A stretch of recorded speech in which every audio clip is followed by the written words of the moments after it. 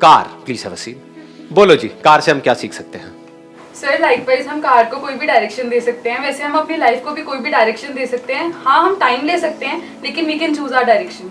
Excellent, let's give a big hand for her. जैसे car का control हमारे हाथ में है, ऐसे ही अगर हम चाहें तो लाइफ का कंट्रोल भी हमारे हाथ में आ सकता है। आप ज्यादातर लोगों को देखोगे तो उनकी हालत ऐसी है कि उनकी गाड़ी अपने आप ही चल रही है, या कोई और चला रहा है सामने बैठ करके, वो पीछे बैठे हैं और बस चीख चिल्ला रहे हैं, कंप्लेंट्स कर रहे हैं, मेरी ये प्रॉब्लम है, वो प्रॉब्लम है, वो प्रॉब्लम है, इस वजह से मैं गाड़ी को अपने हिसाब से नहीं चला पा रहा, आपको पता नहीं है मेरी सिचुएशंस क्या है। यही होता है। हाँ, तो हम कभी भी गाड़ी का कंट्रोल नहीं लेते हैं। क्यों लेते हैं? क्योंकि डर लगता है कि अगर गाड़ी हमने खुद चलाई तो एक्सीडेंट होने की रिस्पॉन्सिबिलिटी हमारे ऊपर। देखो, जो ट्रैफिक रूल्स हैं वो किस पे लागू होते हैं? जो गाड़ी चलाता है, जो पीछे बैठा होता है। तो इसीलिए लोग डरते हैं अपनी लाइफ की गाड़ी खुद चलाने में, कि कल को ठुकी तो मेरे ऊपर आ जाएगा।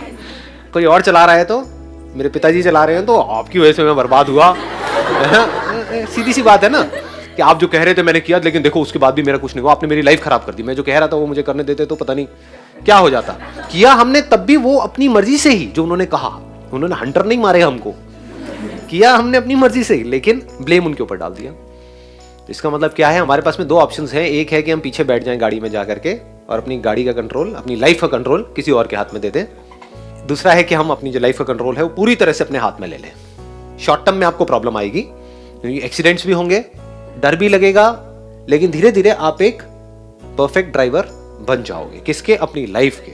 सर, अगर हम लाइफ को कार की तरह ट्रीट करते हैं, तो फिर कार में फ्यूल वो काम करता है, जो वो हमारी लाइफ में क्या चीज काम करेगी फ्यूल की तरह?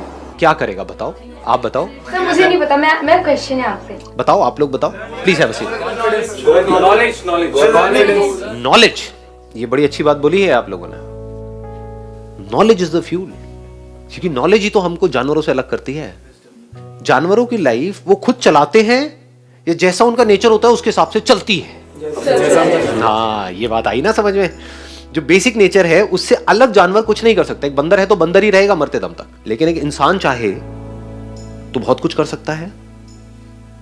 अपनी जो बॉडी की लिमिटेशंस है उससे बड़ा भी कुछ कर सकता है। हमारी बॉडी स्पेस में नहीं जा सकती, लेकिन आदमी चाहे तो नॉलेज से एक स्पेसशिप क्रिएट कर सकता है और उसमें बैठ करके कहीं भी जा सकता है। जानवर ये नहीं कर सकते। तो जानवरों और इंसानों में सबसे बड़ा फर्क क्या है? Knowledge is power, knowledge is fuel. अब वो knowledge, if it is related to what you want to do, then that knowledge is worth it. उसके अलावा कुछ नॉलेज इकट्ठी कर रहे हो तो वो यूजलेस है, वो गार्बेज है। अब आपको देखना है आपकी लाइफ में जो नॉलेज है आपके माइंड में कितनी काम की है और कितनी गार्बेज है, कितना हमने कचरा भरा हुआ है। न्यूज़पेपर्स में जो कुछ है वो क्या है? 99% गार्बेज। जिस भी फील्ड में आप जाना चाहते हो उस फील्ड में ही अगर आप नॉलेज एक्वायर करना चाहो, उसी फील्ड से related, for example it is photography, तो कितनी नॉलेज एक्वायर कर सकते हो? कोई लिमिट है? अनलिमिटेड है। तो आपके पास में अनलिमिटेड फ्यूल है। उस अनलिमिटेड फ्यूल के बेस पर आप कहीं भी जा सकते हो। बट अगर उस फ्यूल में मिलावट होती रहे तो आपको नॉलेज चाहिए फोटोग्राफी की, लेकिन आपके पास वो ही ना हो, आप एक फोटोग्राफर हो, आपके पास फोटोग्राफी की नॉलेज है इतनी सी, और बाकी दुनिया जहान की जो नॉलेज है वो है इतनी। तो क्या हुआ? फ्यूल के अंदर मिलावट हो गई। ऐसे बंदों की गाड़ी रुक जाती है, फिर वो रोते हैं बैठ करके। फिर वो किसकी बात करते हैं? किस्मत की बात करते हैं।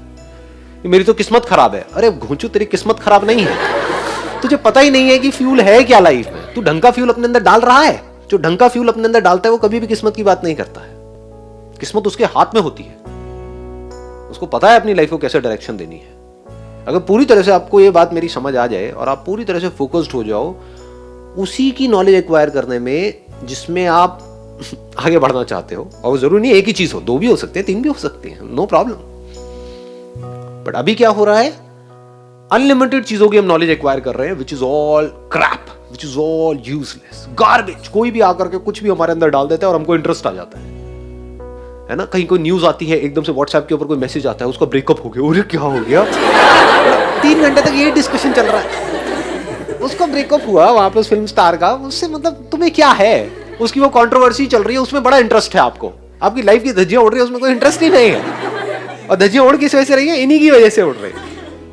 तो ये जो इंफॉर्मेशन है, जैसे फ्यूल है ना, तो फ्यूल का एक कंस्ट्रक्टिव यूज भी है, एक डिस्ट्रक्टिव यूज भी है।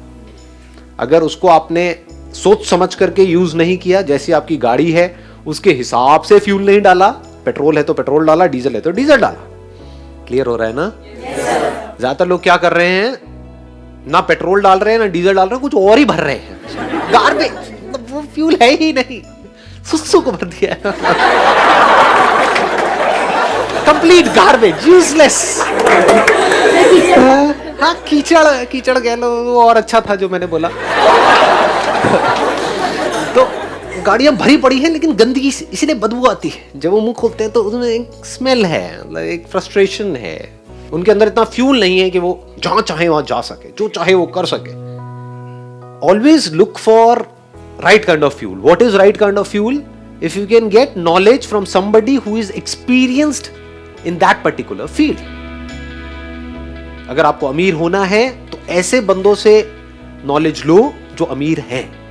अगर एक्चुअल में होना है तो, अगर टाइम पास करना है तो कहीं भी किसी को भी सुनते रहो बैठ समझे? ये बहुत बड़ी बात बता रहा हूं मैं आपको, अगर इसको आप समझ पाओ तो।